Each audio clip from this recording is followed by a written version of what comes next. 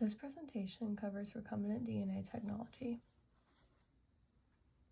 The first section of this presentation covers vectors and genomic libraries. There are four main areas to discuss, with the first being BACs and YACs. These are vectors capable of cloning large DNA inserts.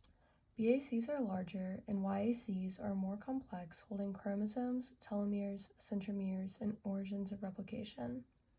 Expression vectors are vectors specifically designed for gene expression.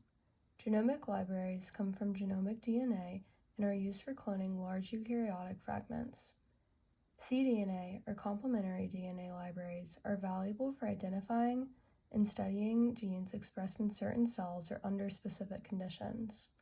Library screening is a process that recovers clones from a specific gene, involving a probe to target the gene of interest. Nucleic acid blotting involves the separation of DNA fragments by gel electrophoresis and hybridization. There are two types, southern and northern.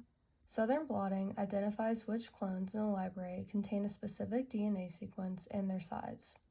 Northern blotting determines whether a gene is expressed in certain tissues at a certain time. Cloning is the process to propagate an organism or cell as a clone to create genetically identical organisms. This can be done through either nuclear transfer or embryo splitting. Transgenic organisms are artificially produced. The transgene is the foreign DNA that is transmitted through the germline.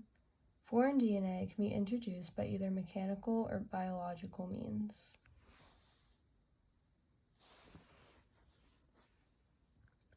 Gene targeting manipulates the genome by using homologous recombination.